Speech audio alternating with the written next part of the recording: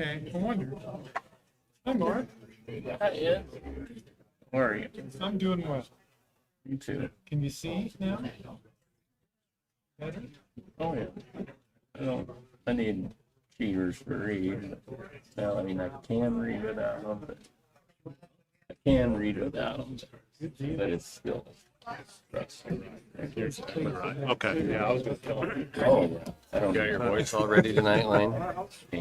So, yeah, we're good. Yeah, I did. I don't see George.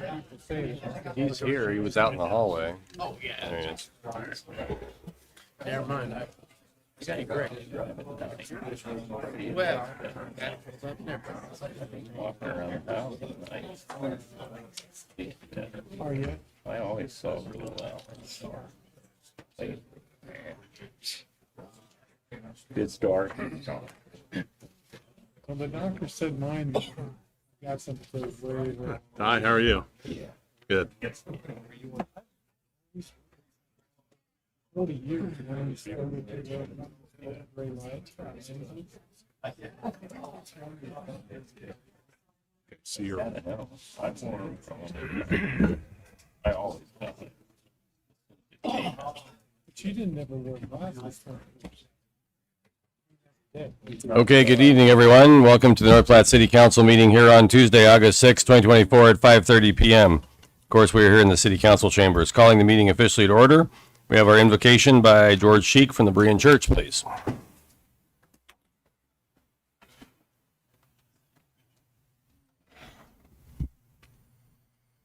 Heavenly Father, I want to pray a blessing on our council members this evening. Nestle, Tryon, Bolts, Lucas, Riker, Woods, Flanders, Garrick.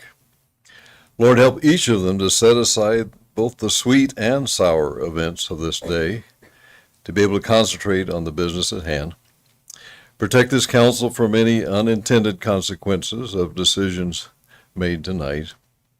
Lord, I pray to a prayer of thanks for our mayor, Brandon Kelleher, all city employees, including the department heads. In closing, other religions or even non-religious may be here tonight, but I choose to pray these things in Jesus' name. Amen.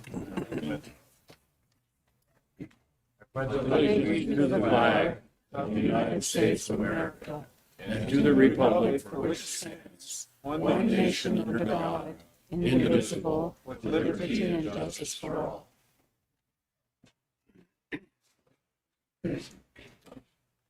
Thank you, everyone. Okay, roll call, please, Angie. Nestle, here, Tryon, Here. Bull, here, Lucas, Here. Garrett, Here. Flanders, here, Baker, here. Here. Thank you. A current copy of the Open Meetings Act of the State of Nebraska is posted on the wall at the back of the council chambers.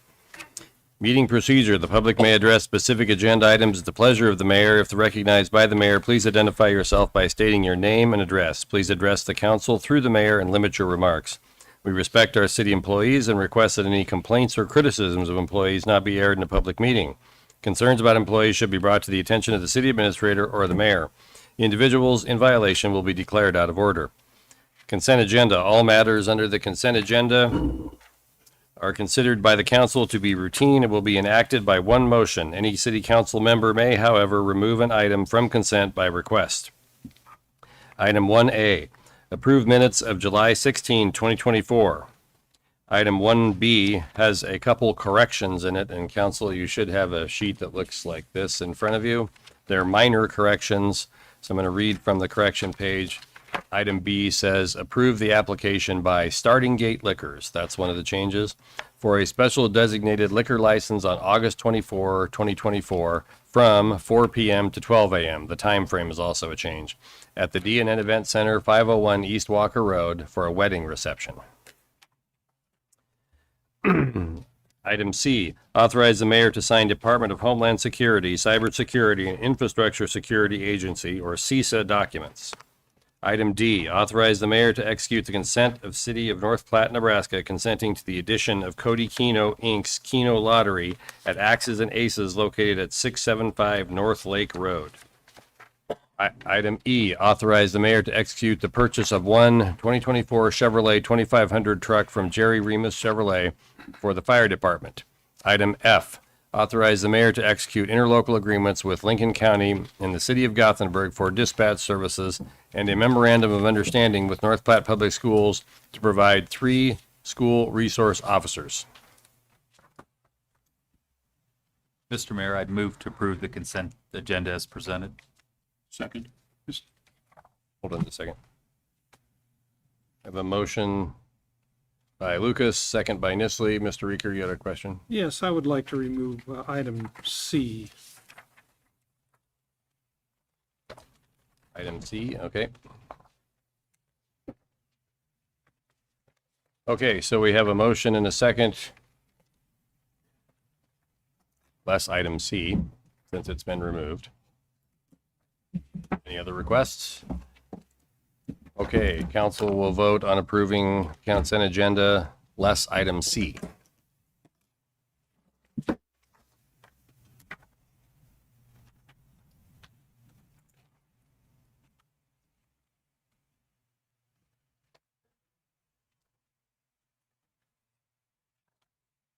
Okay.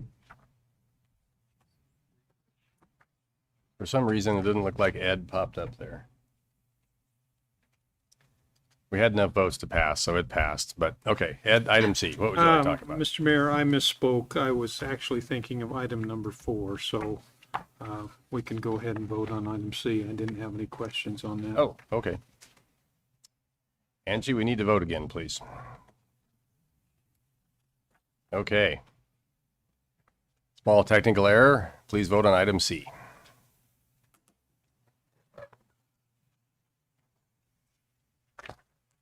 Item number C is passed as well. Okay, that's the council agenda. Or, excuse me, the consent agenda. Moving on to the regular agenda. Item 2, adopt the resolution to approve a micro-TIF project for Brett and Emily Collins for repair and rehabilitation of commercial structure located at 110 East 2nd Street. I move to adopt a resolution to approve a micro-TIF project for Brett and Emily Collins for repair and rehabilitation of a commercial structure located at 110 East 2nd Street. Second. Motion by Garrick, second by Vols. Discussion on item number 2. Judy, you want to give us a little 30 seconds on what we're talking about here, please?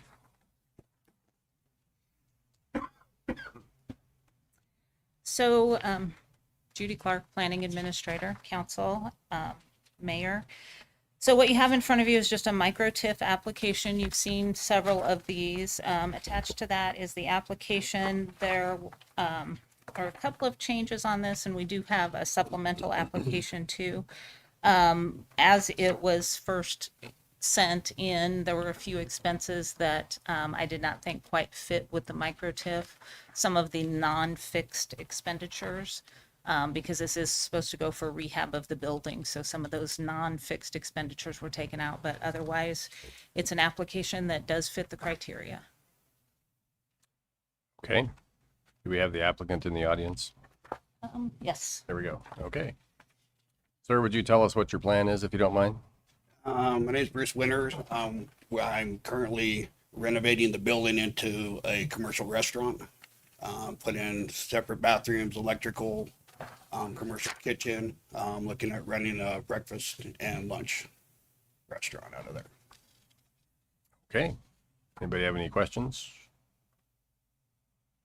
Mr. Reeker. Thank you, Mr. Mayor.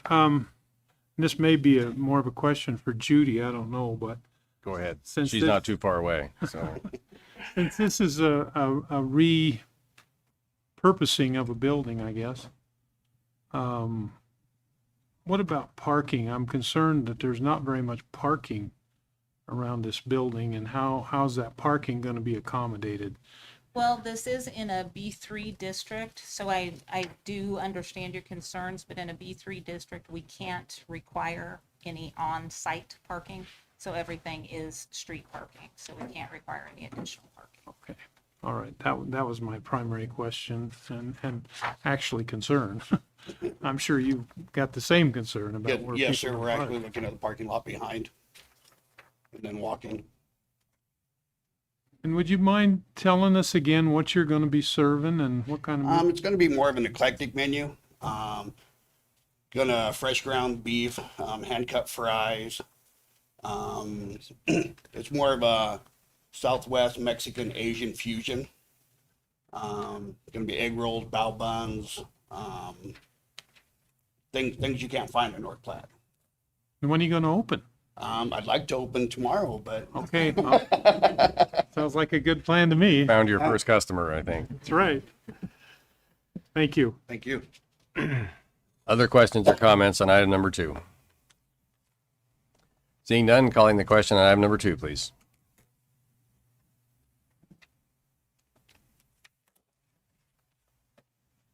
Item number 2 is passed. Item number 3, action to allow extending a non-conforming land use to add a second mobile home located at 3010 West 17th Street on property described as lots 3 and 4, Themes subdivision.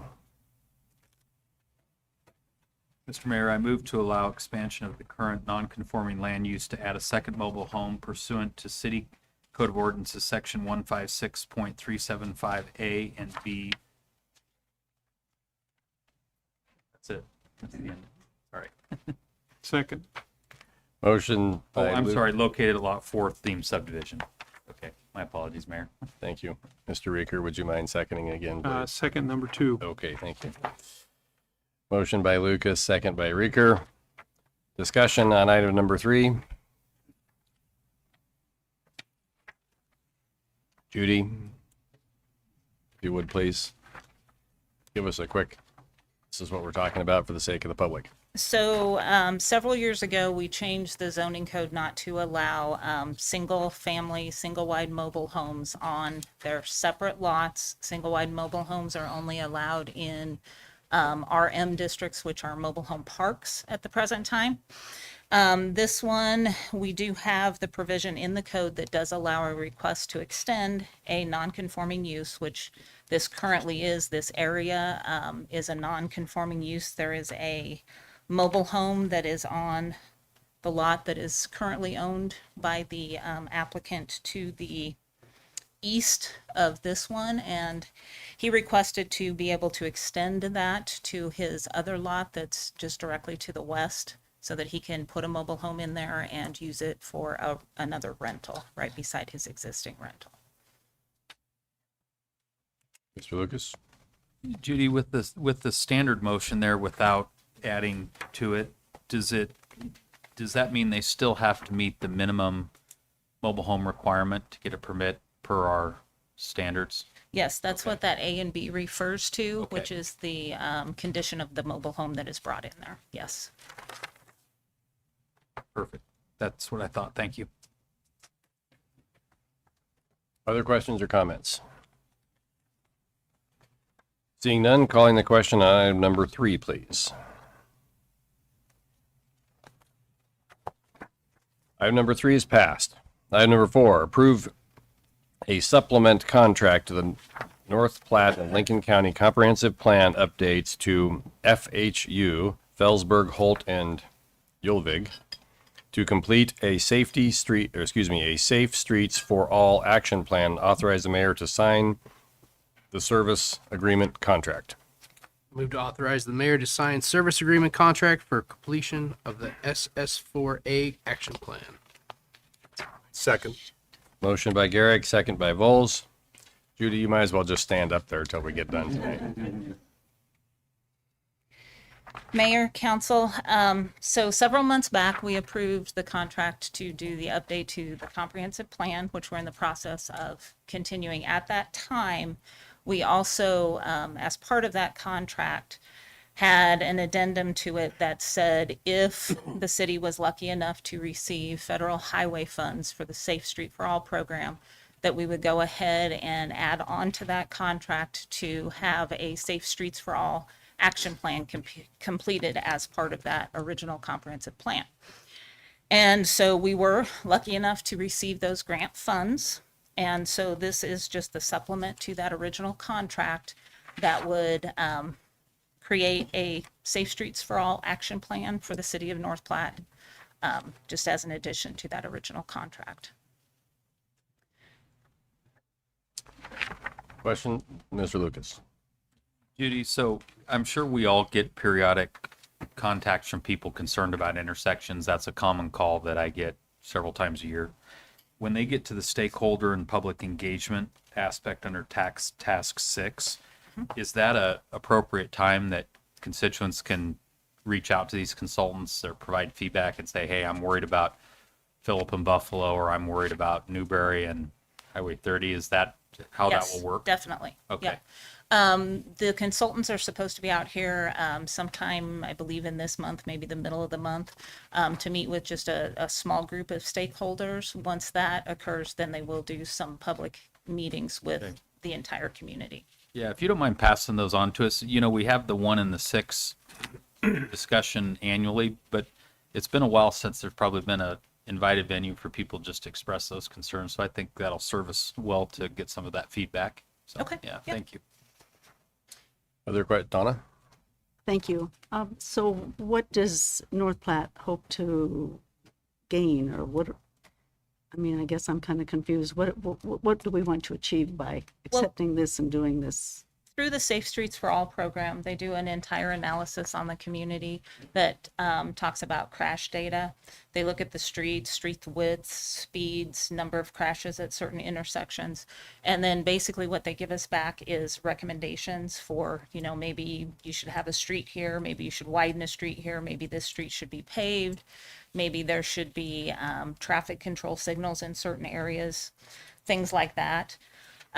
Once this is completed, then that opens the city up to be available to request more funding, go after some more grants, because we do have a Safe Streets for All action plan. We could possibly apply for a Safe Streets for All implementation. The ultimate goal of this program is to have 0 fatalities in the community. Now, you know, whether you get there or not, but that's the ultimate goal.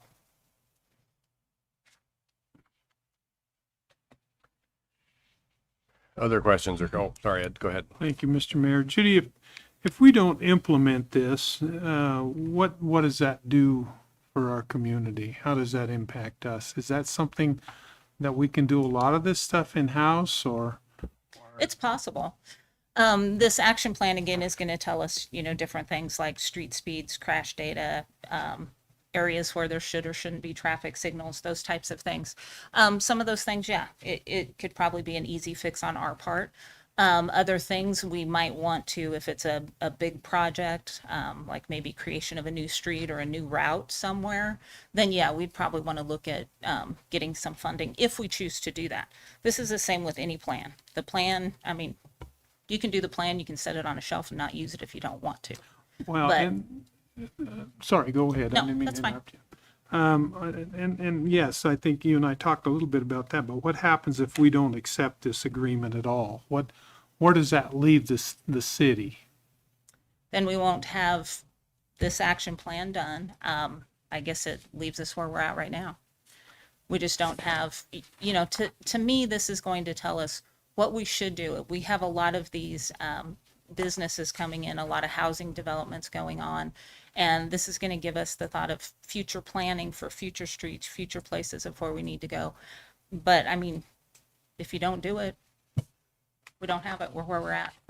I would think that with our patrol people, they have a pretty good idea, you know, what intersections are congested and which streets have more traffic than maybe they can realistically handle at different parts of the day.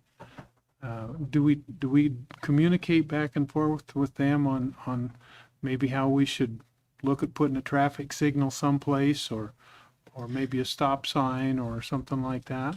The engineering department's always doing traffic counts, things like that. Yeah, I mean, we do things like that. But Okay. this is an overall analysis of the entire community. Thank you. Other questions or comments? Oh, sorry, Mr. Garrett. Judy, since you've been going through the data and checking things out, Do you happen to know off the top of your head what our average annual fatality rate is currently? And maybe that's a chief question. That might be a Brent question. We Or just Brent. set, do you remember what that said? We just set through a little bit of a portion of this and it gave us some information. Good evening, Council Mayor, Brent Berkland, City Engineer. We did go through some preliminary draft information on the data, and to kind of piggyback on what Judy was talking about, what they're doing is a deep dive on data, and they're going into sources that we don't really have at the city, that they're paying for extra data that's out there that honestly, I didn't know some of these data sources that they're getting. Because a lot of the things we get from police reports. There's a lot of accident data that's out there that's not in police reports. If you have an accident in Walmart and you exchange insurance information, there's no police report.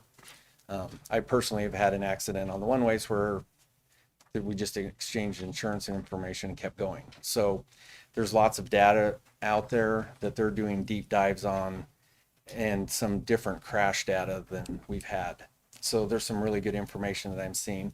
But as far as to the number of fatalities, they were still working on their summary table because it was very preliminary, so they didn't have the table linked up correctly.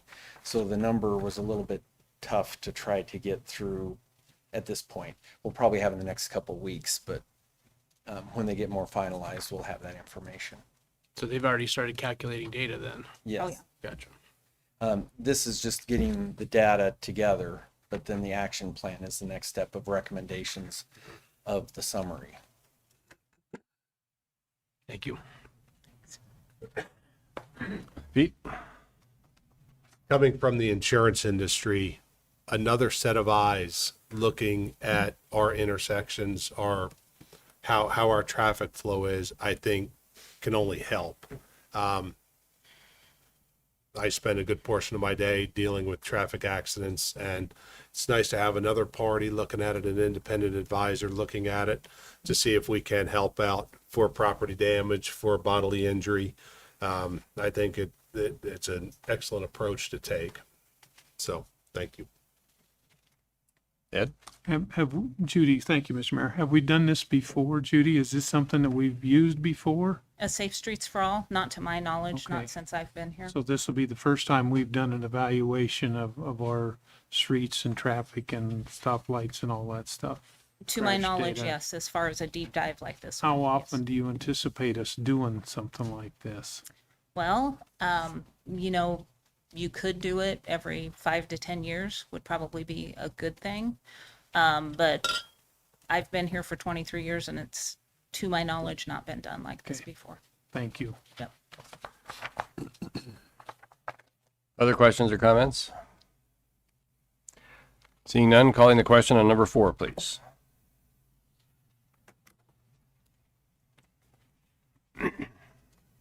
Number 4 is passed. Number 5, adopt the resolution amending the user fees resolution for fiscal year 2023-2024 for the planning department to delete the cost of certified mail and replace with the cost of standard mail for application fees that require public notifications. Judy, I don't know why you sat down. We would need a motion then.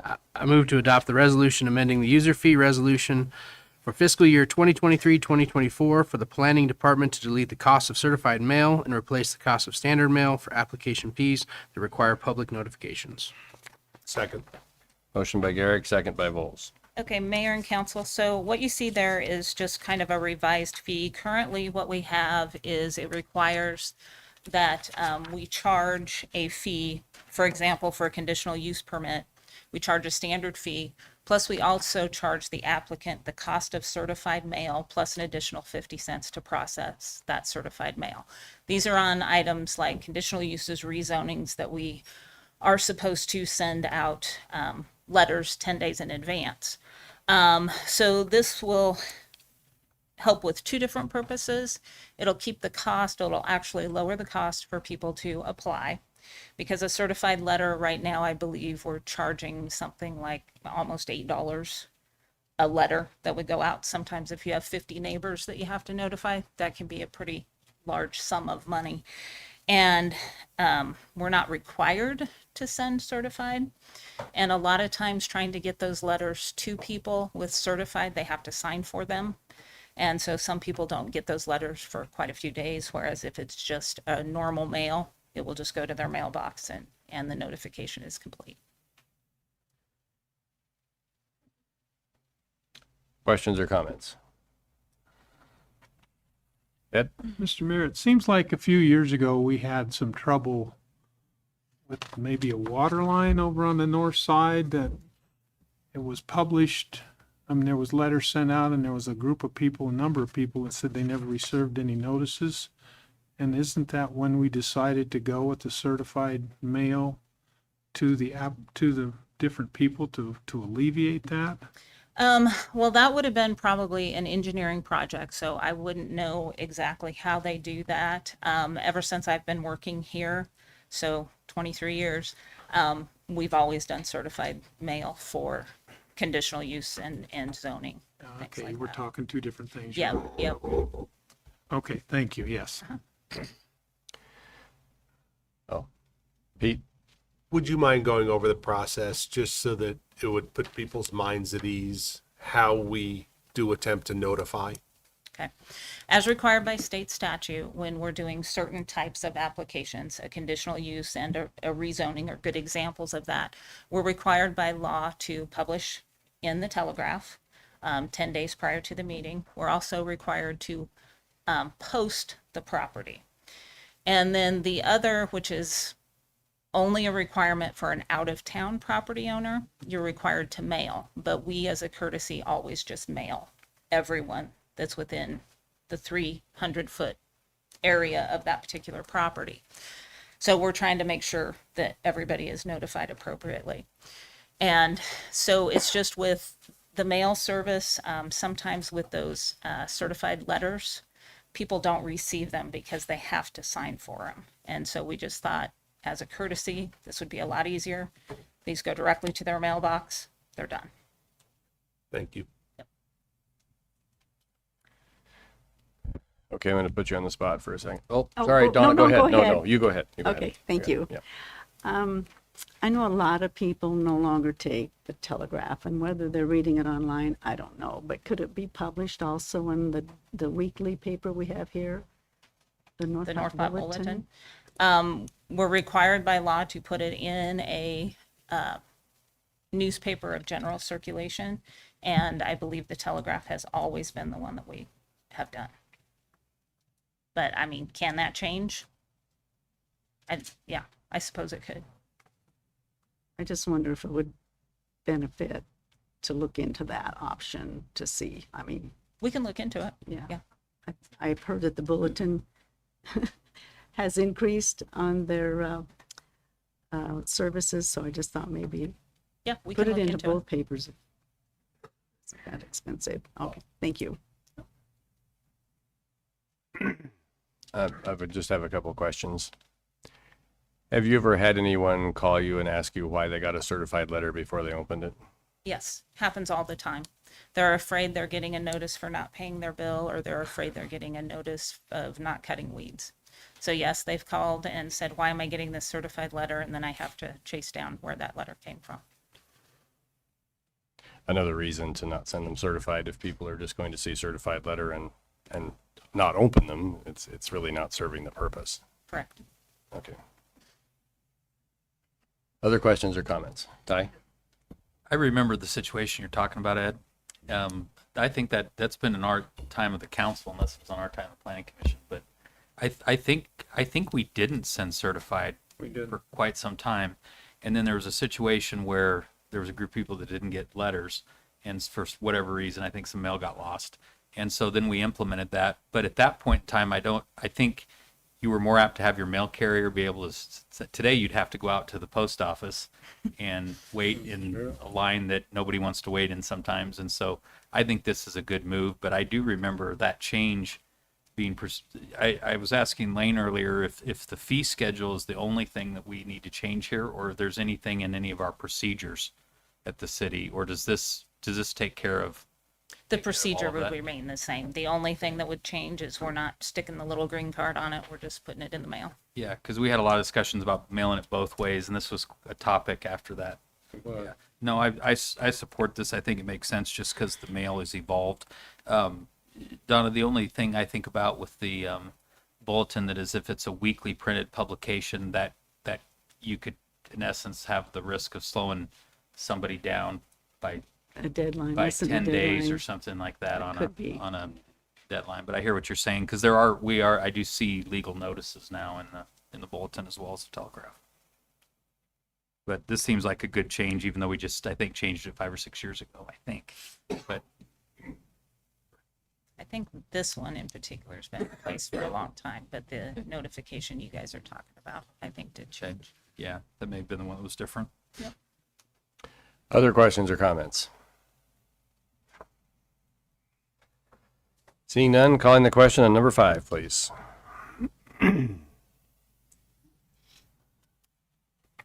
Number 5 is passed.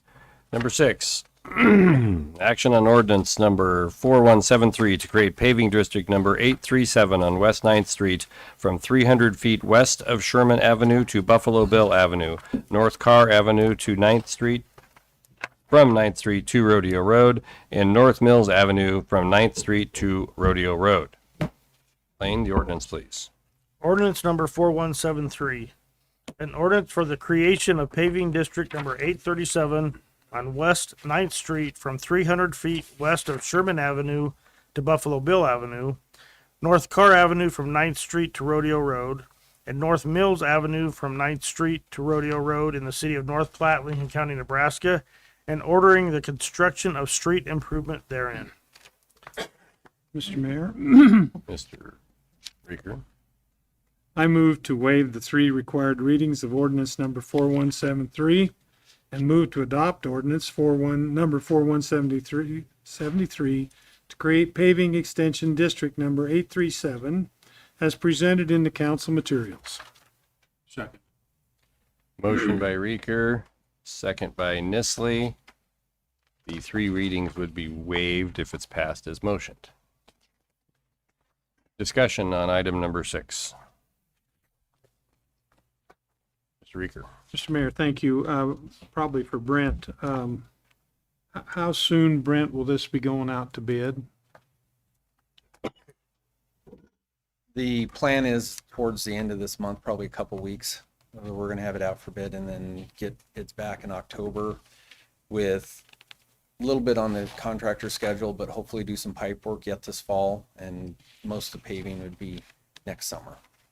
Will this 9th Street and Golden Road be done concurrently or as separate projects or?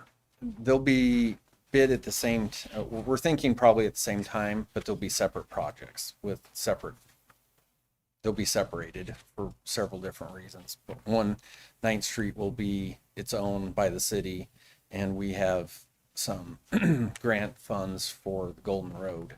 So we'll keep them completely separate projects, but they might be concurrent, getting bids the same day, but they'll be 2 separate projects. So you anticipate that construction would be going on both projects at the same time? Potentially, yes. Okay. Well, this is kind of a welcome thing. I've been in town since '79, and I think it's been on the 1 and 6-year road plan for over 30 years, so this is a good deal. Thank you. Other questions or comments? Mr. Lucas. Even though I talked to you earlier about this today, I think the public would benefit from just knowing where you see rough current cost estimates, and the source of payment on this will end up being bonded indebtedness, correct? Is that right? Correct. The estimate for this 9th Street portion is about 3 million. And to give you an idea, we were looking at about 2.1 to 2.2 in 2020 during the summer of COVID. So that's about 4 years that it's gone up probably 50% in that time. Thank you. Other questions or comments? Seeing none, calling the question on item number 6.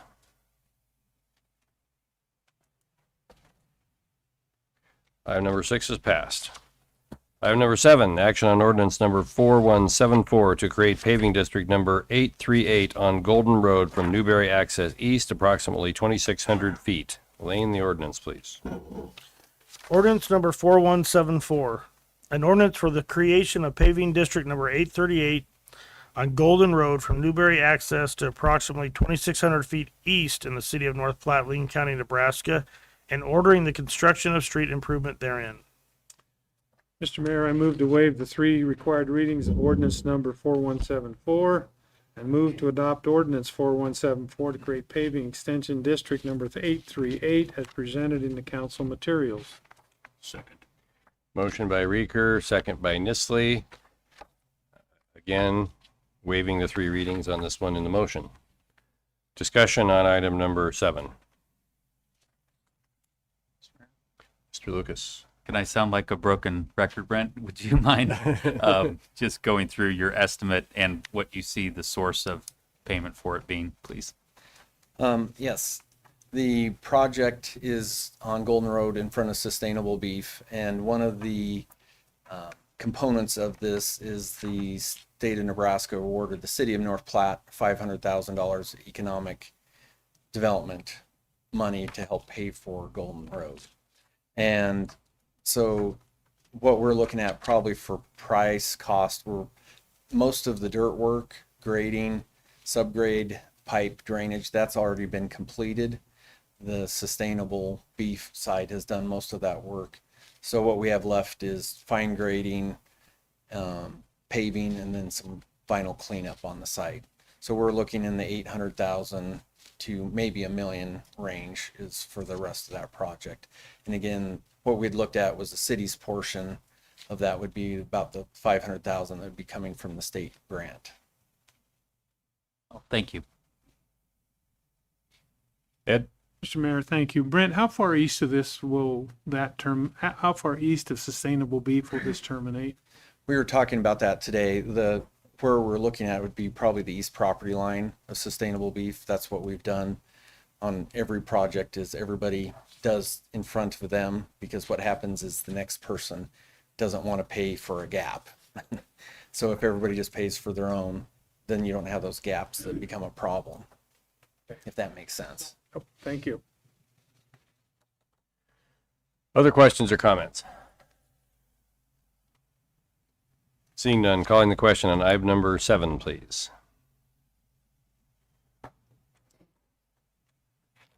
Item number 7 is passed. Item number 8, approve the interlocal cooperation agreement with the City of Kearney, the City of Grand Island, and the Village of Alda regarding direct negotiations of rate changes with Northwestern Energy and authorize the mayor to sign necessary documents.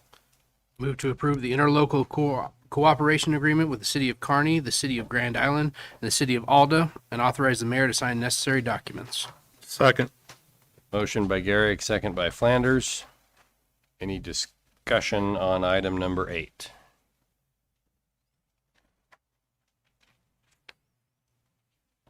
Seeing none, calling the question on item number 8, please. Item number 8 is passed.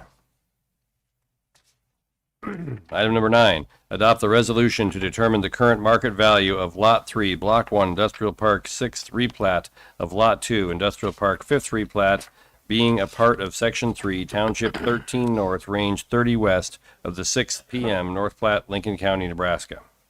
Move to adopt the resolution to determine the current market value of $35,000 for Lot 3, Block 1, Industrial Park 6 replat of Lot 2, Industrial Park 5th replat, being a part of Section 3, Township 13 North, Range 30 West of the 6 PM, North Platte, Lincoln County, Nebraska. Second. Motion by Garrick, second by Vols. Do we have any discussion on item number 9? Seeing none, calling the question on item number 9, please.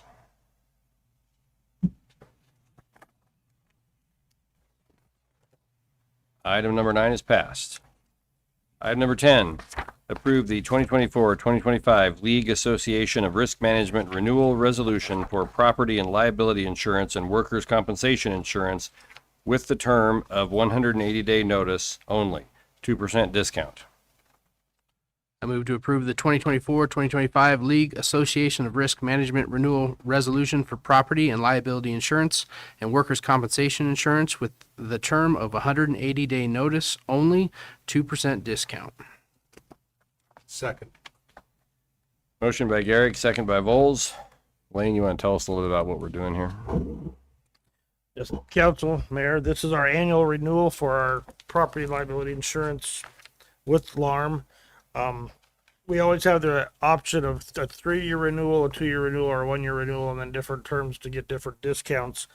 What staff is suggesting is we just do the 1-year renewal, and we have to give 180-day notice that we would then go out for bids to look at rebidding our insurance. And so that's why we're asking for the 180-day renewal on only the 2% discount. Thank you. Questions or comments? Item number 10. Mr. Garrick. Thank you, Mayor.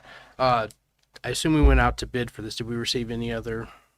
We did not go out to bid for this. That's why we're talking about going out next year, because it's a quite lengthy process. We went out to bid 2 years ago and then only got one bid at that time. And so we'd like to in the future set some kind of a schedule where every maybe 3 or 5 years we go out to bid, because it does take quite a bit of time, then have it set that way. But we're suggesting going out for bid this coming year. Thank you.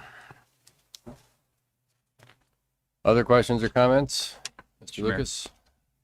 Yeah, I appreciate your suggestion here. I think this makes sense. I just want to remind the council, I know I bring this up a lot, that the discount can be a little deceptive in this, in my opinion, the way it's quoted, because the discount is just for the year, the first year. So in other words, if we make that 3-year commitment, they give you that 5% discount in the first year, and then they set the rate as whatever they want to the next year. And so I've never been a fan of the way that LARM does that. I appreciate LARM being our insurance carrier, and I think this year's increase was around 10%, which is not out of line with the market. So I don't mean to be against LARM. I think they've been a fine insurance provider to the city, but I just want to remind you that the way that they quote that discount in my mind pumps it up to look a lot bigger than it really is. And so I'm in support of this, and then having that insurance bid every several years, I think is a good practice. So I appreciate your suggestion, Lane. Other questions or comments? Item number 10. Seeing none, calling the question on item number 10, please.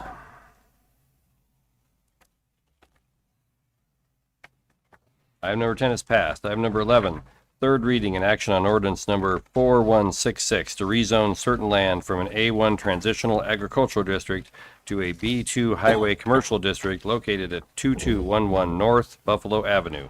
Lane, the ordinance, please. Ordinance number 4166, an ordinance of the city of North Platte, Lincoln County, Nebraska, rezoning certain lands described as attractive land in lots 14 and 15, Cody Land and Cattle Company subdivision, in the northwest quarter of section 29, township 14 north, range 30 west of the 6 p.m., Lincoln County, Nebraska, from an A1 transitional agricultural district to a B2 highway commercial district, repealing all ordinances or parts of ordinances in conflict herewith, providing for the effective date and publication thereof. Thank you. Mr. Mayor, I move to adopt ordinance number 4166 to rezone certain land from an A1 transitional agricultural district to a B2 highway commercial district located at 2211 North Buffalo Bill Avenue on final reading. Second. Motion by Reeker, second by Garrick. Any discussion on item number 11? Seeing none, calling the question on item number 11, please.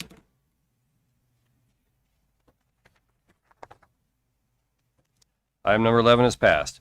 Item number 12, third reading and action on ordinance number 4171 to rezone certain land from an R3 dwelling district to an I1 light industrial district located at 1265 and 1301 North Dodge Avenue. Lane, the ordinance, please. Ordinance number 4171, an ordinance of the city of North Platte, Lincoln County, Nebraska, rezoning certain lands described as Lot 4 and Lot 5, Lincoln Highway First Replat, North Platte, Lincoln County, Nebraska, from an R3 dwelling district to an I1 light industrial district, repealing all ordinances or parts of ordinances in conflict herewith, providing for the effective date and publication thereof. Thank you. Mr. Mayor, I move to adopt ordinance number 4171 to rezone certain land from an R3 dwelling district to an I1 light industrial district located at 1265 and 1301 North Dodge Avenue on final reading. Second. Motion by Reeker, second by Garrick. Any discussion on item number 12?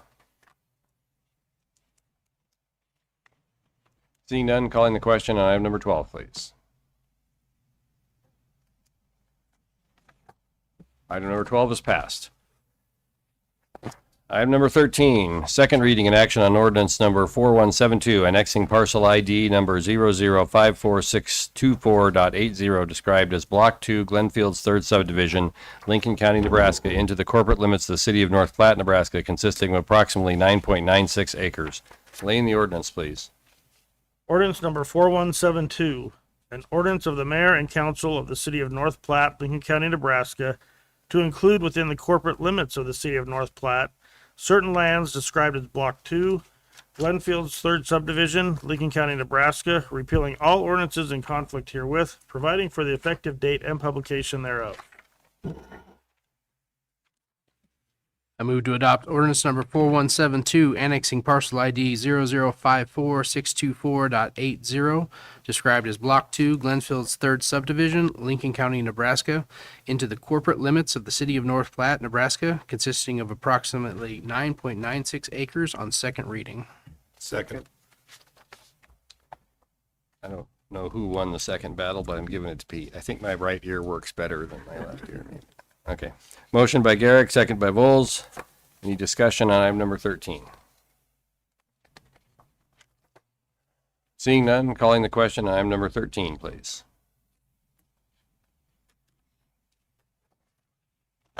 Item number 13 is passed. Now we have a public hearing for item number 14 to amend the City of North Platte Comprehensive Plan 2011 Future Land Use Map to change certain land from residential low-density single-family to commercial located on South Buffalo Avenue, north of West State Farm Road, consisting of approximately 2.59 acres. Now, since the item number 14 and item number 15 are essentially the same subject, we were going to do these public hearings at the same time, so if you'd like to talk about the rezoning or the comprehensive plan change, feel free to do so in this public hearing, since they're for the same piece of property and for the same discussion point. Let's see, so I'm officially opening the public hearing. If you'd like to make a comment about this, feel free to approach the microphone and tell us who you are, where you live, and say your piece.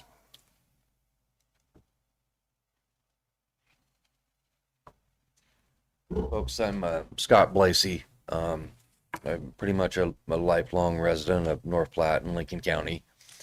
I wanted to be more prepared when I came today. I was hoping to get the exact number of like registered boats in North Platte or in Lincoln County.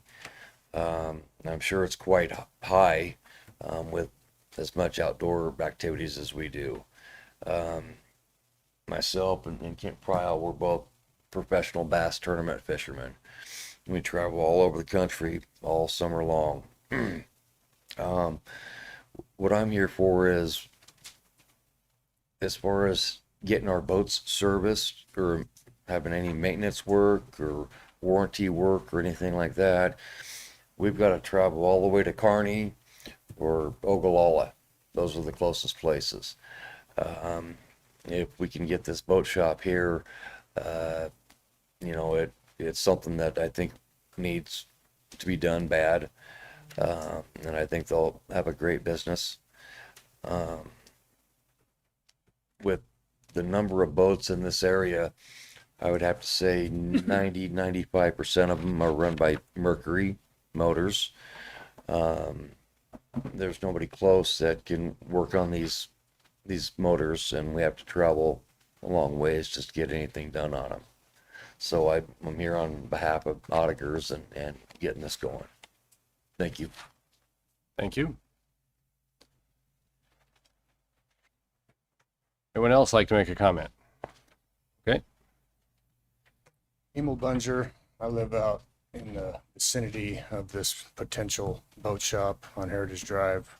And I'm here in support of my neighbors. And yeah. I'm on about 3 hours sleep, so bear with me. This, I don't, you know what, needing a boat shop, you bet you need a boat shop. I just don't want it in my backyard. I don't, you know, Mr. Kashke's lifelong dream of building a house is going to be, you know, his new neighbor is going to be a boat shop, period. Now that he's finally retiring, that's what he gets to look forward to. And I've been to boat shops, and they're loud, and there's a lot of commotion all the time. It's a fact. Mark seems to want to push this notion that he's going to be all quiet and there's not going to be a lot of commotion. And I know better. Everybody knows better. But, and you know, and the whole thing kind of smells to me because, I mean, if I was going to buy a business, you know, I'd probably buy business real estate. And we have industrial places, whatever you want to call them, industrial parks all over North Platte already with vacant lots. Do we not?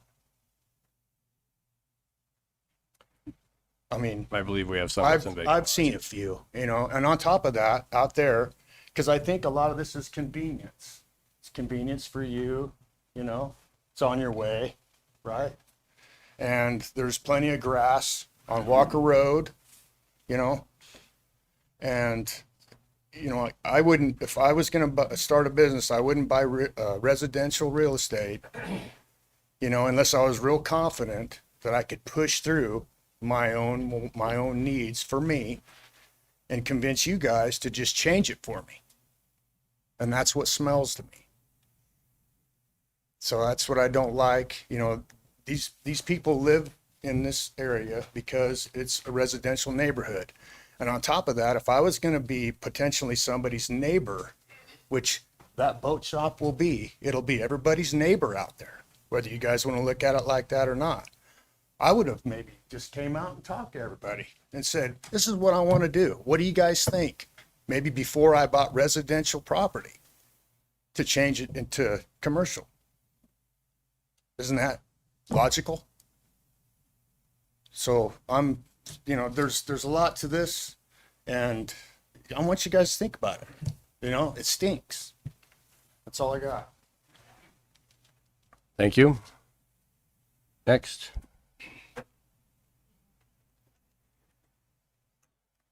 Gary Pearson, President of North Platte Area Chamber Development Corporation, located at 502 South Dewey. Mayor, council members, several points I'd like to make on both public hearing agenda items. As you are well aware, the updated city comprehensive plan is well underway. There's been a lot of work put on it by staff and volunteers over the course of the last year. Recently, it was a steering committee meeting to update everything with the consultant that's working on the comp plan, the land use recommendations.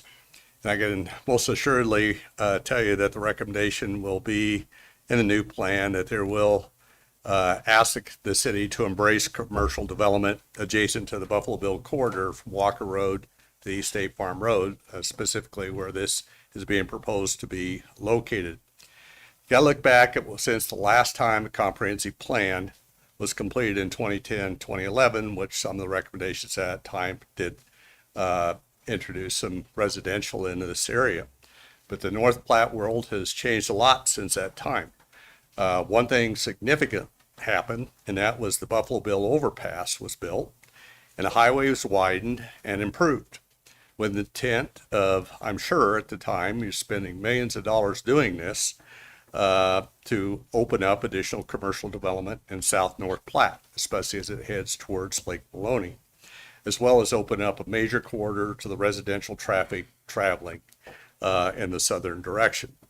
The city spent many years of planning and millions of dollars with their funding partners of investment to facilitate these new growth opportunities and accessibility. Traffic patterns have changed significantly since the last comp plan, which will be addressed in the new comp plan. What was once kind of a somewhat of an isolated road with little development along it, now it's an opportunity for additional commercial development, especially in light of the growth pattern North Platte has experienced. We've seen the Powell's Brewery development, the bed and breakfast operation, now the Quick Stop development emerging, all with local investors, local owned operations, as is this particular proposed project. The long-established, locally owned Indian Meadows Golf Course has also been there for some time, and there will be other commercial developments unless we start blocking commercial developments along a major corridor. I do not believe you will see residential immediately adjacent to Buffalo Bill. I just don't see it happening. The auditors have proven to be a successful small business owner who has invested in North Platte and in this vicinity. And here's a young entrepreneur who grew up here, wants to come back and bring his unique skills to provide a business and a service that you've already heard testimony that's needed in the community. We talk a lot, and I hear this all the time in meetings that I'm part of, that we need to bring our young, talented youth back here or to entice them to come back here. This is an example of how this can occur.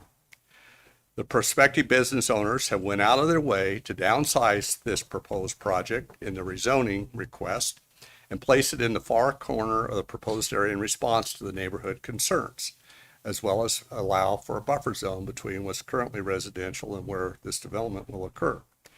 The Planning Commission acknowledged the highway being conducive for commercial development, that being Buffalo Bill, whether you want to categorize it as highway or not, and recommended approval of this project. And in fact, voiced strong opinion that the entire parcel should be zoned commercial, not just a small portion of it.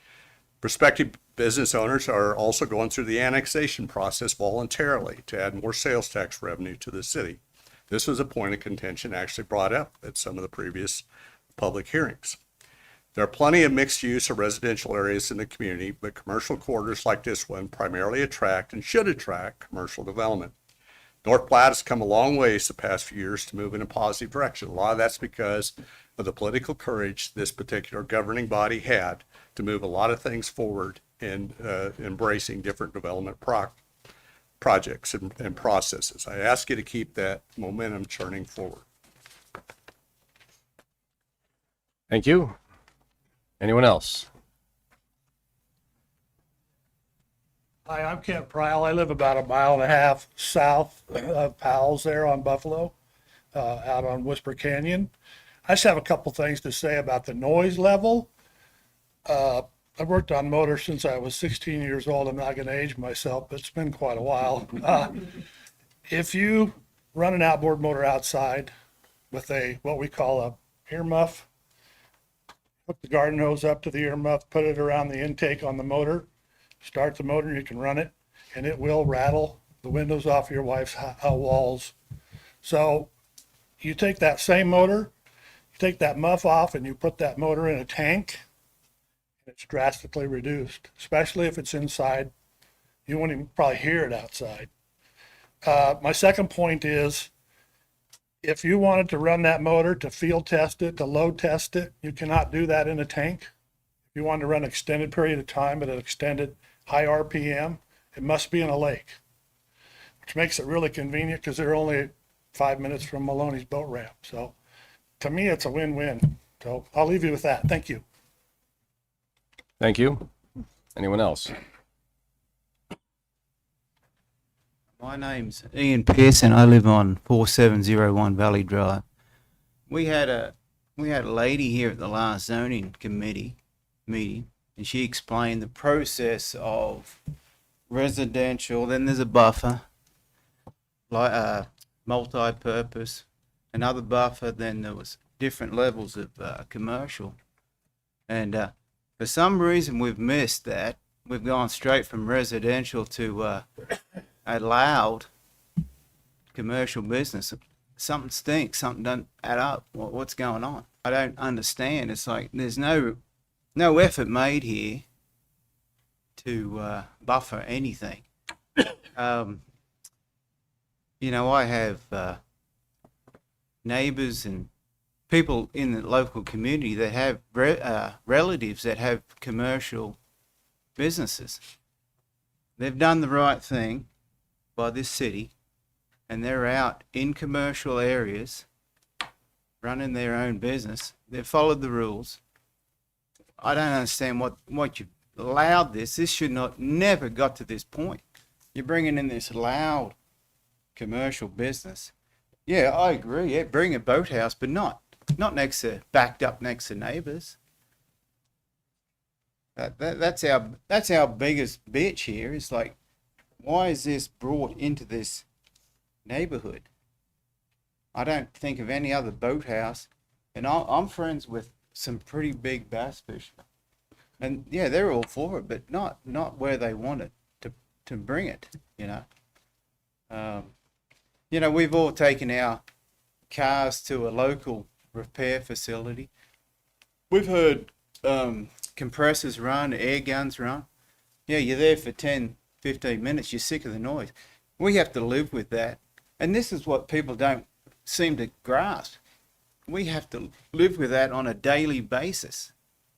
8-hour days. Where I work, it's mandatory to wear ear protection. I don't want to come home and listen to this. No one seems to care about their local constituents. You're all voted in on your local constituents.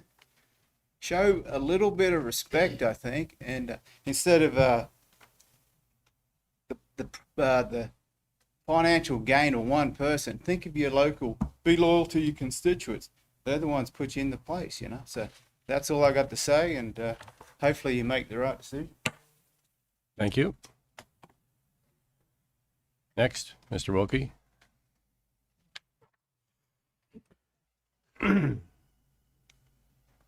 Greg Wilkie, 2220 West Leota. I was asked to come and maybe give a little history on the property. I was involved with a group that had former ownership in the property, and there was a lot of engineering and studies done with the property, and it has its unique set of challenges. And the group that was looking at developing this for housing elected not to do so because of the density that you would need in housing in that location to make it work, with the requirement of this paving that the city requires. It just wasn't viable. And so, if the city changes their requirements for what's required in a development, then there might be a housing option for this property with a gravel street or something like that. But with today's deal, the cost per lot was above North Platte's marketplace, is what was believed. So they wanted me just to come and share a little bit of that background and maybe how it got to where it is today and what to do with this property. It used to be a mixed use of irrigated farmland and some old pasture with some trees growing up in it, and that was changed to be all like your farm ground. And so what you see right now is a change from what it was maybe 10 years ago, 12 years ago. But I was asked, because of the background I have on the property, maybe share that, and that's probably some of the downside for what's required by the city for a development and this property, that the housing is going to have to be a fairly high density housing to probably ever have a developer want to take this property on for housing. So, okay. Thank you. Anyone else have a comment? Please come forward and tell us who you are. My name's Ken Caskey, reside at 104 South Maple. Boy, where do I start? Yeah, I agree. I mean, now that the city is annexing that into the city, it should be open to having a higher density housing put out there. And with it being annexed in, I'm sure whoever would do that would come and look for TIF money for help development. As far as not suitable for paving, come see me. I can design you paving for that. That's not a problem. There are challenges out there. soil conditions are poor for a commercial building, low bearing capacities. It's expensive to stabilize your foundations. For housing, it's not bad because that's why you see housing out there. It's got spread or wall footings. They can withstand the 800 pounds per lineal foot. So it is good for smaller structures. You got some wetlands issues out there that have to be resolved. So yeah, there are issues with this piece of property. But I know Gary said its landscape has changed out there. Boy, I mean, one commercial building on the west side or a business, I don't think drastically changes the landscape. If that's a reason to rezone this commercial, there's 27 reasons on the other side. And with the amount of opposition you had to this, with all the residents out of Garfield, the 27 residents, they all feel, if you want an expert opinion, ask them how it is for residential living out there. You got a golf course north, you've got the college, you got the elementary school just down the road, you got bike paths. So you've got all kinds of amenities for housing for people to live out there. As far as not ever seeing any housing against Buffalo Bill, man, you go south there's over 200 residential properties that use Buffalo Bill for access for their property. I quit counting at 200. And I agree, it should have a business district out there. But let's put it, there's plenty of open ground to the north. All kinds of open ground that can be utilized for business opportunities. And I know the city's told me they've talked with Mark about using the area that's been rezoned, that 5 or 6 acres just north of there. So there's plenty of opportunities. People that moved out there 30, 40 years ago, and that should be a testament of how well the residential area is, quiet. People moved out there because it's a quiet residential area. They had the choice to pick that as their home, 20, 30 years ago, and they picked it because it was a quiet neighborhood. That was their one choice. Now Mark has decided he had the option and he chose to buy this piece of property when it was zoned residential. That was an option he picked. He picked it with the intention of speculation that he could change it to a commercial or business area. Again, that was his choice. There are other opportunities, and I agree. Another boat shop in town would be fine. They own property to the west of the road. His family does, immediate family and extended family. There's 2 lots just to the west. He has that option to develop it. He has the option to work with the city on the business area strip along Buffalo Bill. So there's plenty of options there that Mark can use other than this one. And instead of asking the city government to interfere with what's already out there, which is commercial property. And that's basically what he's asked, is the city government to interfere with what's out there and rezone it so he can use it as a business park. And we as residents are asking city government not to interfere with what is already out there and leave it as a residential area. If we're saying that that area is not conducive to housing because there is a commercial business on the west side, pushing the commercial business up against our back fence is not the solution, not an opportunity that we want to see. As far as noise, a lot of people out there are kind of concerned about the noise, obviously. When Pels went in out there, we were told they'd be closed at a certain hour, noise wouldn't be a problem, and that has not been the case. And so that's why we don't believe that the boat place will not be a noise problem. In fact, I've asked somebody to call Young's Marine and ask them about noise in their boat shop. And if you did, they probably told you it's an issue. They've tried different things up there in town. They're in a residential area. They've tried different avenues to curtail it. And everything they said they've used inside hinders the performance of the motor, so they put them outside in the tanks. And yeah, you need to go out to the lake and test the boat to have its performance, but that's kind of hard to do in January. You know, that ain't going to happen.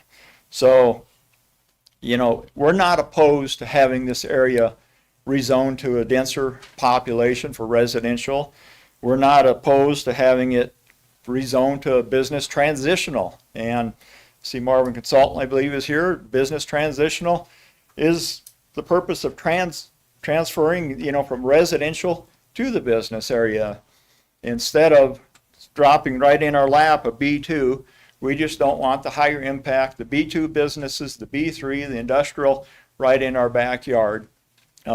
Because some of those B2 businesses, even though this is the 2.59 acres, everybody knows a few years down the road, that remaining 6 acres, 7 acres, what's it going to become? You know, Judy and Gary probably came up with the best arguments for not doing this. Judy told us that once, if a zoning goes in, anything that is the B2 business is pretty much open to going in there. And Gary has told us this area is going to get developed. Well, then we're naive to not think that once we get one business in there, then other ones will want to go right beside it. And I could see if once that business is in there, you're not going to put houses are not going to go in beside it after that. So right now you have housing to the east, you have housing to the south. The city's looking at housing on the north side yet. Yeah, it's a residential area. It has been and it will be. Doesn't mean things can't coexist in with some separation. So the other problem is, the last thing I guess, is, you know, when you're talking B2 businesses in the future, now you've got a boat shop now, 50% of small businesses fail, so you always got that potential of somebody else coming in.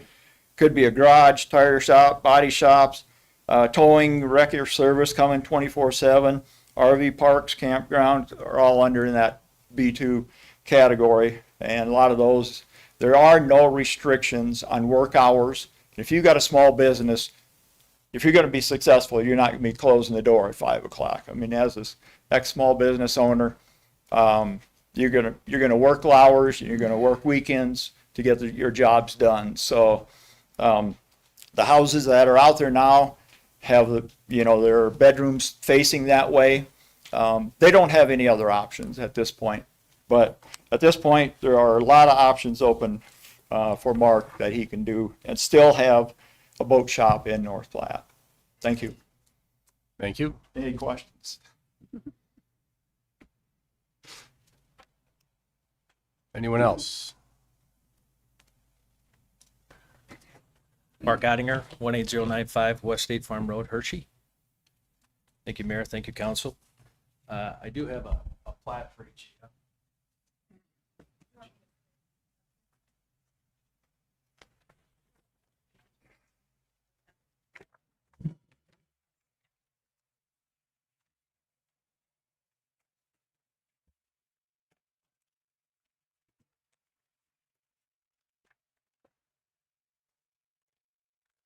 Well, while she's doing that, appreciate Greg for a little history on the property. That land was for sale for many years with a 6x8 sign out front on Buffalo Bill. As we built Pals, I obviously drove by it for many years before we elected to buy it. So that property was open for anyone to buy, to keep a field or run ag or anything else. We bought it a couple years ago, knowing that if you look at Buffalo Bill and the developments and what the road is like, most likely it would not be conducive of housing living on a 45-mile road. And we agreed. And after talking with Greg and all that, and what their plans were, and they invested a lot of energy and time into seeing a potential build out there. Well, it tells you when smart people like that decide that house is not a good option, we elected to go a different way. From previous hearings, there were a couple things I've asked for the neighbors that I wanted to help out with, and that's what I have in your site map there. The first one was taxes. Yeah, they were right. the best for the city would be, if this project does happen, that we can keep potentially local boats here. And if we were in the city, we could generate good tax revenue, and we'd be a good partner with the city. So I did petition the city to annex it, and we appreciate that. And I would agree with the neighbors, and we wanted to make sure we took care of their concern and we kept local tax dollars here in the city.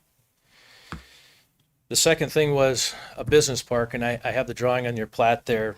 They were concerned that we would grow this 10 acres into a business park, and that was never the intention, and it is definitely not our intention going forward. I would probably leave the rest of the land that's left for someone else to go to battle with if they want to come back to rezoning. But we wanted to ensure them that we were not looking at a business park, and we scaled it back to the right at 2.5 acres. And if you notice to the straight east there, we kept a 50-foot buffer, which we'd plant a tree row in. That would stay ag, that would stay as the current zoning. It would not be zoned commercial, and give us a little bit of transition between the closest three houses that I've outlined for you there at 430 feet, 570, 620, which is in my opinion, a pretty good distance from transitioning commercial into housing. The other key factor for us has been on the north. They wanted us to go to the south side, but if you look at this plat, we don't butt up to any homes. I didn't know Ken was planning to build there, so I apologize. But we wanted to be to the far north for a couple reasons. We needed to have an entrance to the property, which is on the north side. The city electrical is right there at the entrance on the north side, and the sewer is on the north side of the property as well, so we could hook up to all city services on the north side there. Along with the annexation, I wanted to make sure everyone knew too, and Ken talked about it a little bit, that someone who comes to develop the rest would try to make it a TIF project. This is not a TIF project. PALS wasn't a TIF project, and this is not going to be a TIF project. So I want to talk about noise. We had a lot of talk about our existing shop, which is really dense downtown. It is a good shop, old building, and Ken said it. They have their tanks outside that they test their boats in, which could be a little noisy, and he's right. So we designed this building to have air conditioning, and we have solid insulated doors. Tanks would be inside, and it acts as a great muffler to any motors that you submerge in the water. It's definitely very, very, it's quieter than what you think.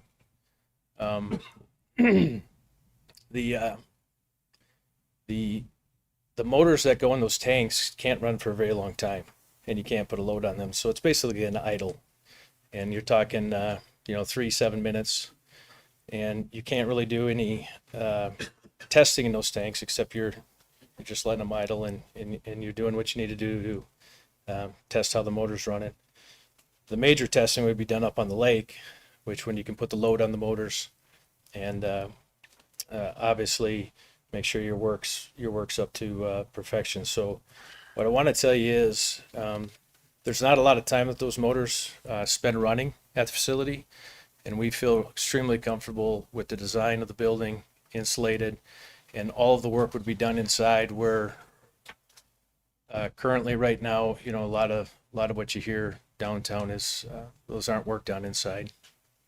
The other thing that you have downtown is it's a very congested area. The noise probably echoes fairly well where that marina's at. It's a lot of buildings around it. Whereas here you have a really nice open space. There's a lot of full-grown trees to the east. We put up another tree line, and we're quite a distance away from anyone else, where noise will be dissipated pretty well if there was happen to be one outside or happen to be with a door open. So we feel we've addressed the noise in a very positive way. I do want to address the PALs. It's come up a couple times here now. All of last year, we closed at 10 o'clock. That's our business model. We close for every holiday. Out of all the days we were open last year, we only stayed open 3 times past 10 o'clock. So far this year, in the first 6 months of operation, we've only been open 3 times past 10 o'clock for events. So when you talk about noise till all hours of the night, there's only been 6 times in the last 18 months that PALS has been open, and we want to continue that. And 99% of the time, we are closed at 10. I take any of your questions. This is still the public hearing, Mark, but we reserve the right to call you back if we have questions, okay?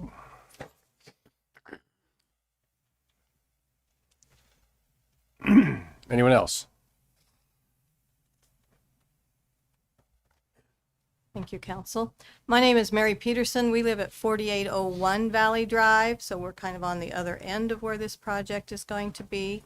And the noise is definitely a factor, but what I'm wondering too, which I have not heard anybody bring up this topic, is what about the old boats? Are we going to see a junkyard in a few years of just boats piled on top of each other down there?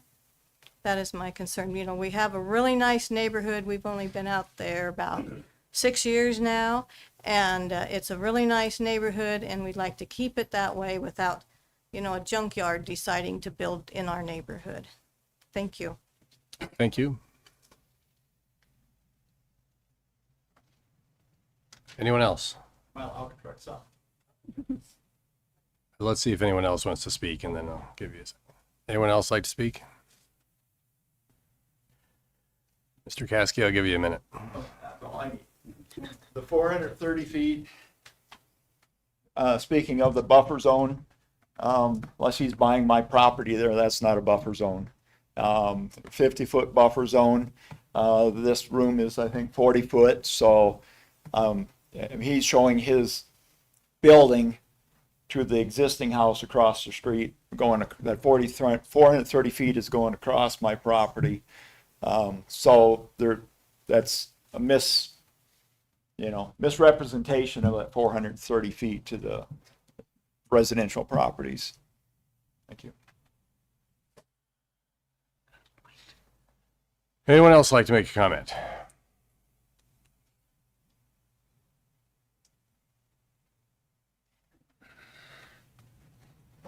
Mr. Mayor, I move that we close the public hearing. Second. Motion by Reeker, second by Garrick to close the public hearing. Calling the question on closing the public hearing after we manage the technology.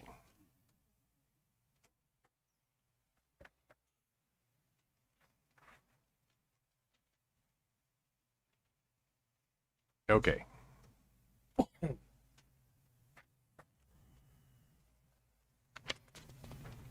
Public hearing is now closed. Council will now consider item number 14, which is amend the City of North Platte Comprehensive Plan 2011 future land use map to change certain land from residential low-density single-family to commercial located on South Buffalo Avenue, north of West State Farm Road, consisting of approximately 2.59 acres.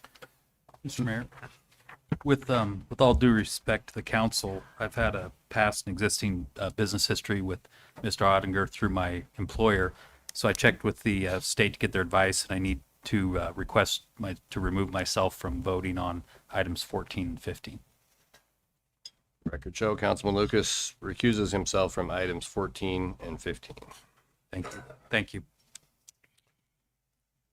Mayor, I move to amend the City of North Platte Comprehensive Plan 2011 future land use map to change certain land from residential low-density, single-family to commercial located on South Buffalo Bill Avenue, north of West State Farm Road, as shown on the attached map, consisting of approximately 2.59 acres.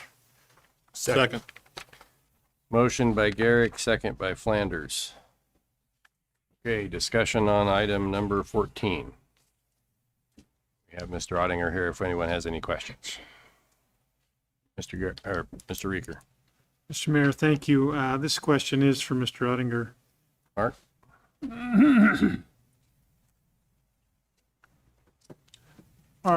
Thank you. Are you going to be selling new boats? Yes, Are you going to be taking trade-ins? we don't know. We don't have that in our business plan right now. That's It's not in your plans? Hasn't been right now, just to sell new boats. Okay. That's what I needed to know. Thank you. The other question that I have has to do with future zoning of the remaining parcel. Judy and I had some discussion about this along with Mr. Trushinsky. And if I understood correctly, the rest of this property could be zoned differently than what we're being asked to zone, the 2.59 acres. So in other words, we could put a more restrictive zoning in there, which would certainly limit the types of businesses which could be built there.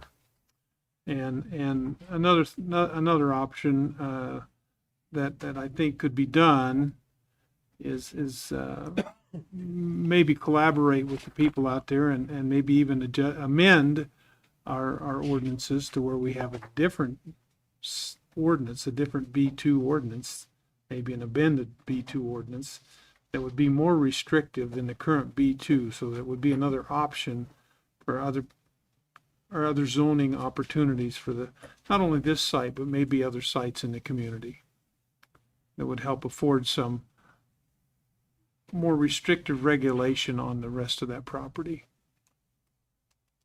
So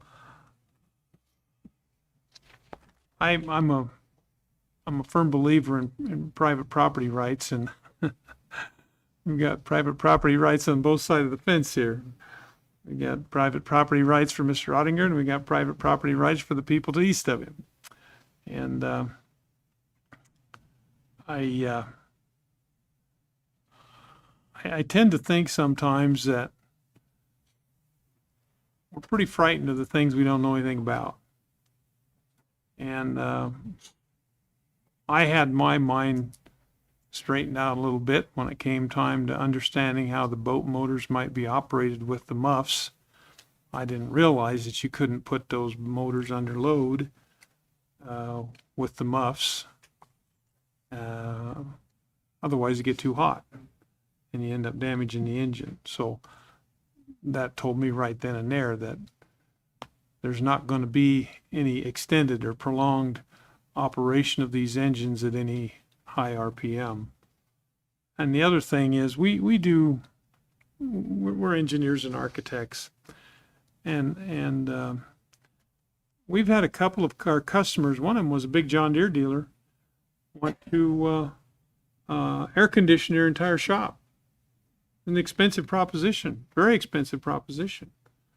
But we were told that we can't keep techs if we don't have air conditioning in our shop, period.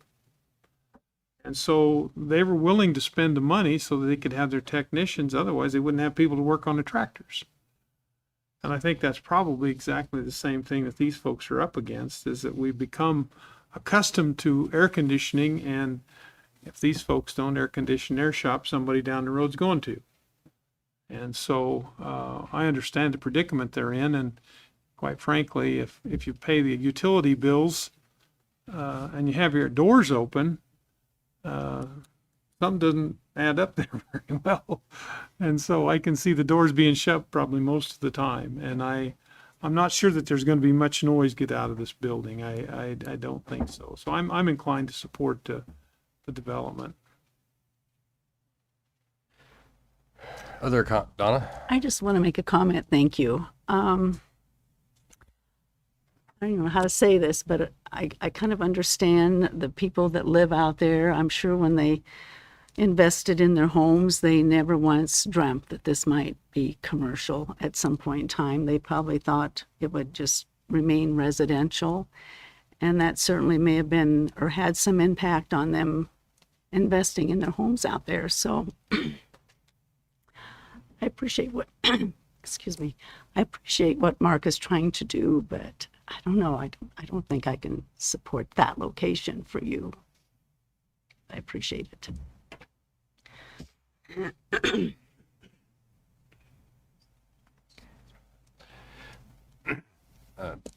Pete? I just want to ascertain that everyone realizes that this is a two-part equation here. And on this vote, we are only looking to change the comp plan, which we do that probably once a month. The comp plan is a living, breathing document, and we do it quite often. Item number 15 is changing the zoning that affects this. So I just wanted to make sure we know what we're voting on here, and with the realization of the new comp plan coming out, we have an old comp plan here. So that's I just wanted to make sure we have straight in our heads what we're voting on in item number 14, and that's all I have there. Thanks. Other questions or comments? Mr. Ottinger, I have a question for you. There was a question about old boats. If you're not taking trade-ins, I'm assuming you won't have any old boats. Well, we hope there's some old boats there that we're working on. But they'll be enclosed in that fence line that's in the plan that you see there. So I was remiss not to discuss that with you, but there's a fence line there that'll be covered in that. So as we have boats to work on and shuffle out, that's where they'd be stored. So you wouldn't be able to see them. But no, we won't have a junkyard out there. Okay. Other questions or comments? Oh, sorry, Mr. Flanders. So can you go over what that fence would look like? So I know it's going to be tall and. Well, our vision would be an 8-foot fence that would have the dark mesh through it all the way around, so you couldn't see into it, but still could function properly in the 50, 60 mile an hour winds that we get, and same with weather. Okay. So try not to be able to see what's inside that yard. Correct. Right, basically. Okay. Bill, you have a relevant point here.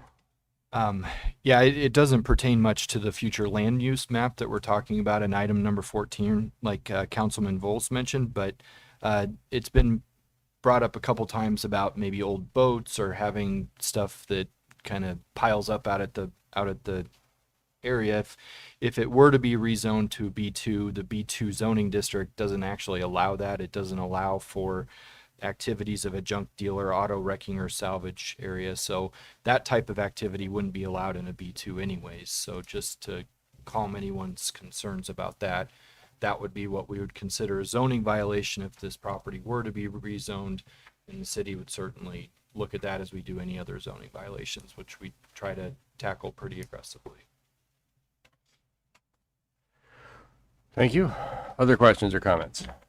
Donna? I just have a question. Is 8-foot fence allowed? I thought it was 6 foot, so that's why I'm asking. Judy? I believe in a commercial district, yes, an 8-foot fence is allowed. If for some reason I am wrong and it's not, we can always go through a variance process to allow an 8-foot fence. Okay, thank you. And Donna, keep in mind, we don't need an 8-foot fence, but we haven't been through the engineering and planning, so okay, if we had to go smaller, that would be fine. Thank you. Other questions or comments? Seeing none, calling the question on item number 14, please.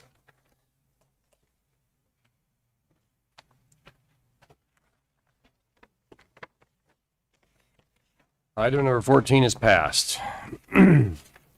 Item number 15, we did the public hearings at the same time, so we'll not be having a second public hearing on the same subject. Item number 15 is action to adopt ordinance number 4165 to rezone certain land from an A1 transitional agricultural district to a B2 commercial district located on South Buffalo Avenue, north of West State Farm Road, consisting of approximately 2.59 acres. Lane, the ordinance, please. Ordinance number 4165, an ordinance of the city of North Platte, Lincoln County, Nebraska, rezoning certain lands described as a tract of land located in part of Block 2, Glenfield's 3rd subdivision, Lincoln County, Nebraska, from an A1 transitional agricultural district to a B2 highway commercial district, repealing all ordinances or parts of ordinances in conflict herewith, providing for the effective date and publication thereof. I move to adopt ordinance number 4165 to rezone certain land from an A1 transitional agricultural district to a B2 commercial district located on South Buffalo Bill Avenue, north of West State Farm Road, consisting of approximately 2.59 acres on first reading. Second. Is that you, Ed? Yes, sir. Okay, motion by Garrick, second by Reeker. Have any discussion on item number 15 by the council? Mr. Flanders. So I know the discussion about the sound came out of all this and everything. So it got me thinking. We have a boat shop, as we talked earlier, in town. It's next to a school, and so I reached out to that school just to see if they have any issues with the sound that's coming from that boat shop, and they told me they did not. That even when they were outside in the school, they didn't hear anything that was coming from that boat shop. It's boats can be loud, but there again to reaffirm that you can't put them under load to the point where you're going to be running them for 20 minutes. So I just think it's a great thing. Coming to North Platte, as a boat owner, I've had to take mine out of town. I want to keep my boat here. I'd rather pay somebody here to do it. So that's why I'm for this development. Mr. Vols. While we're here, I just wanted to I spent a lot of time looking over business transitional, B1 and B2. This area is not a business transitional area. It just isn't. Very, very restrictive in existing neighborhoods, to basically only account for professional offices, churches, childcare, preschool, bed and breakfast, which we have one out there, barber shops. I envision this corridor along Buffalo Bill as having a coffee shop, a restaurant potentially, and then some incidental businesses out there. So I was really trying to go, is this a B1 or is this a B2 area? So I looked over the B1 because everything that is allowed in a B1 is allowed in a B2. Then the B2 just makes it a little more open. But in a B1 area, banks, receiving stores, dry cleaners, barbershops, beauty salons, things like that, nail salons, business or commercial schools or dancing, hospitals and clinics, laundries and dry cleaners, telegraph service stations, custom dressmaking, store shops, and then it has a whole section of shopping centers. If you have a shopping center, then you can put these other things in. Then the B2, where it comes in is motels and hotels. Now, that's going to be a function of clientele. So hotels and motels aren't going to go there. We do have the bed and breakfast. Restaurants is included in the B2. Drive-ins, farm and industrial equipment, sales and service. That is an area that could be conducive to having a farm sales and service area there. Car wash, garden centers. We have a garden center just down Walker Road, a little bit, Eugene, and then service stations where we have the service station going in there. So that's what B2 gives you. I was really trying to fit all this together in my mind, and I do believe that B2 for this particular business and the corridor going to the north after that is a really good area for this. The other thing that is helpful is besides the 2.56 acres, everything else there, will have to come to this body before anything else ever happens again. So it gives an opportunity for debate and dialogue. So that's always very positive. And going on to the north, everything that we do there will have to come through this body. So I am in support of this building. I think the developer has made every possible modification to satisfy me in this. So that's all I have. Thank you. Other questions or comments? Mark? Yeah. To me, it seems exactly the opposite, that business transitional or business B1 in just this area here, maybe just a little farther north, would be an acceptable compromise. We'd have quieter businesses, and then we still have miles of roadway for B2 where there's plenty of room to put a transitional area behind any noisier businesses.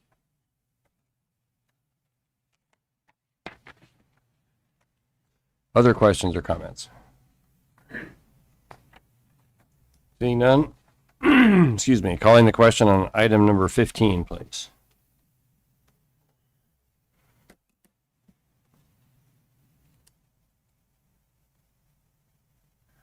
Item number 15 is passed. Before we embark on the next public hearing of the evening, we're going to take a 5-minute break. So feel free to get up, wander around, chat amongst yourselves, whatever you'd like to do.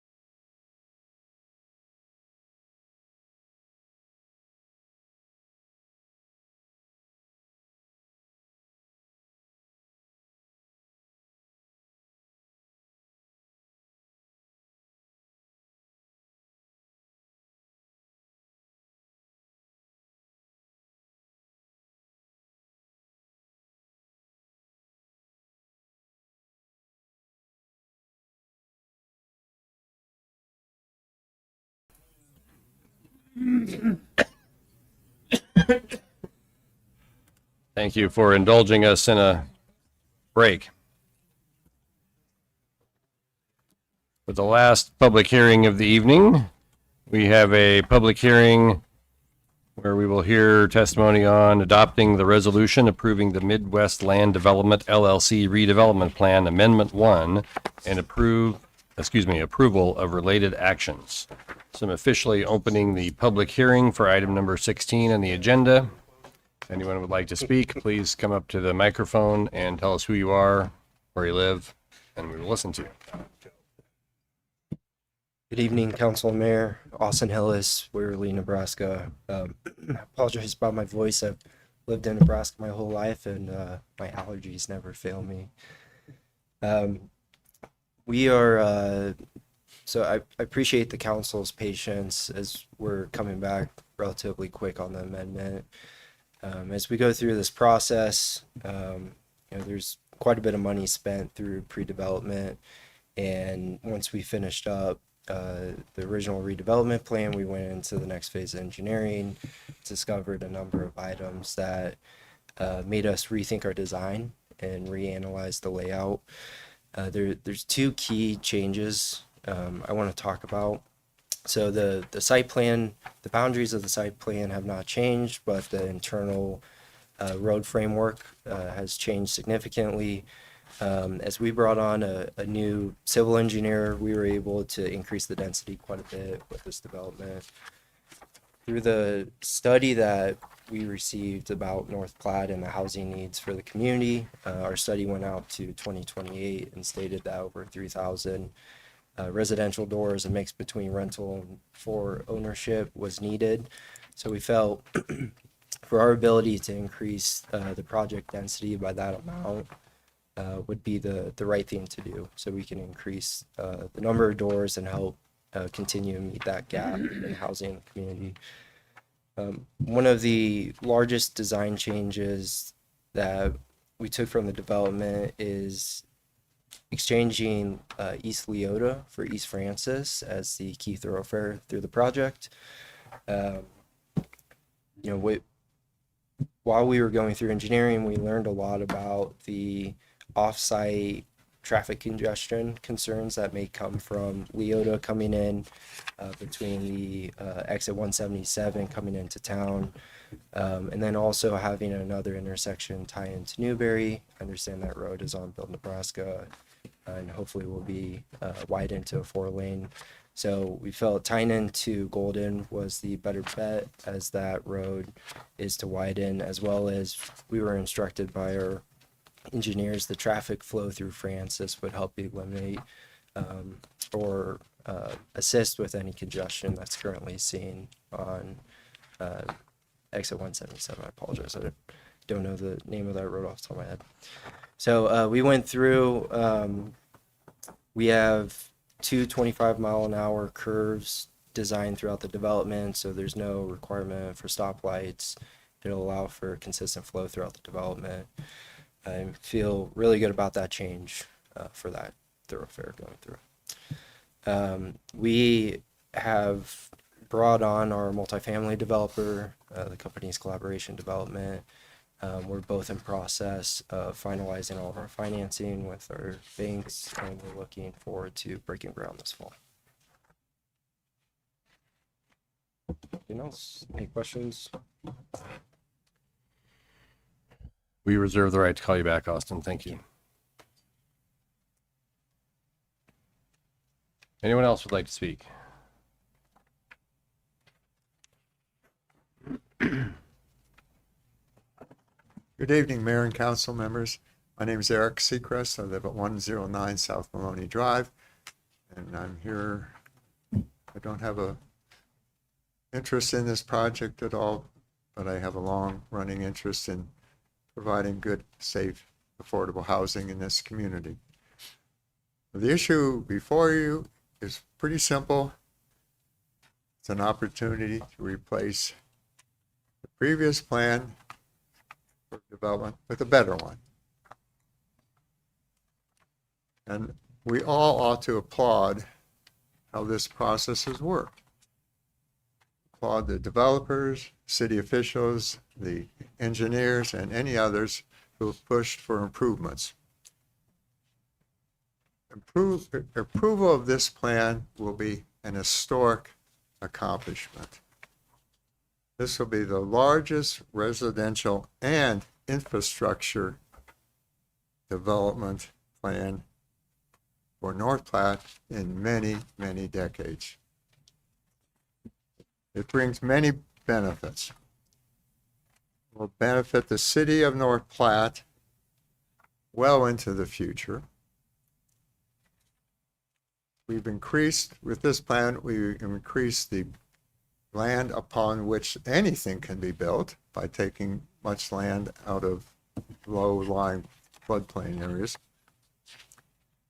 It will benefit renters and homeowners. It will benefit existing residents and future residents of widely varying income levels. The revised plan provides for almost 800 housing units, significantly more than the previous plan. The revised plan provides for extending East Francis, Arterial Street, from Bryan all the way to Newberry. A much better road plan than the previous plan you approved. Approving this plan, the revised development, will provide just a great number of benefits. Make history. Thank you. Thank you. Anyone else would like to speak? Gary Pearson, President, North Platte Area Chamber Development Corporation, 502 South Duty, Mayor, City Council. Just want to make sure that, we're on record. As an organization, represents 660 businesses here and deal with housing issues all day long, every day, that we're strongly in favor of this. And we also believe this is a very much improved plan. And for every reason that Eric just so eloquently laid out, we also would echo that sentiment. Thank you. Would anyone else like to speak? Mr. Mayor, I move that we close the public hearing. Second. Motion by Reeker, second by Vols to close the public hearing. Calling the question on closing the public hearing, please. Public hearing is now closed. Council will now adopt the resolution approving the Midwest Land Development LLC redevelopment plan amendment 1 and approval of related actions. Mayor, I move to enter into closed session for the sole purpose of discussing real estate transactions in order to protect the public's interest. We have a motion to enter executive session. Calling the question on, gotta have a second, sorry. Second by Vols, sorry. Motion by Garrick, second by Vols to enter executive session. Calling the question in executive session.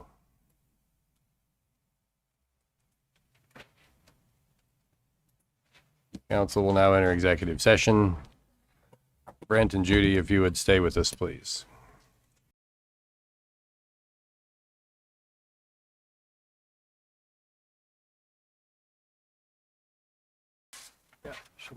Austin, how do you see the timing of the west connection to Francis? Will that be right away? Yeah, you're talking into South Tabor. Yeah. Yeah, it's detailed in our first phase. Okay. So we have from that the eastern side of that intersection, we have 3,100 linear foot approximately going east. Okay. So it touches just past that first 25-mile-an-hour curve. And we have a phasing plan I'm happy to share. Okay. I was just trying to make sure it connected with what's there today. So in other words, if that portion's completed, that connects with what's there today, plus any work the city's doing there at the Bryan intersection. Is that right, Lane? Yep. Okay. So in essence, when first apartment complex opens, there would be Francis access. Yeah. Okay. Yeah, the plan is McCabe and Francis will have two exits from that area, and then we'll incrementally connect Francis farther east to Newberry. Oh, thank you. Yep. Other questions or comments? Okay, we don't have the magic board, so we'll have to vote by raising your right hand. So calling the question on item number 16. If you would like to vote in favor, please raise your right hand. 2, 3, 4, 5, 6, 7. Okay, let the record show it was unanimous. Mr. Attorney, you're recording that. Okay, there were no nay votes. Okay, moving on to item number 17.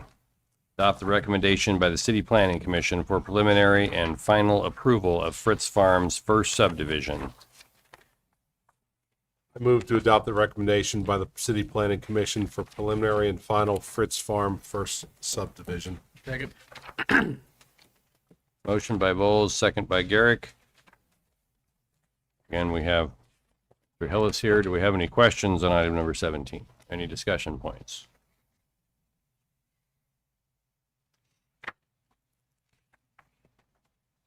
It would not appear so. So we will indicate voting by raising your right hand. All those in favor of item number 17, please raise your right hand. 1, 2, 3, 7, 0 again. Thank you. Item number 18, approve the claims.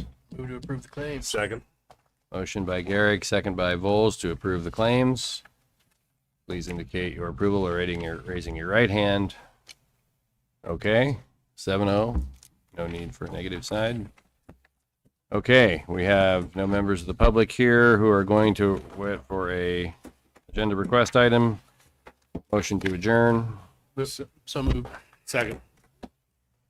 Garrick, Bowles, motion to adjourn. All those in favor, raise your right hand. 7-0, meeting adjourned. Thank you very much, everyone. Have a great day. We'll see you all a lot in August because of the budget meeting. So.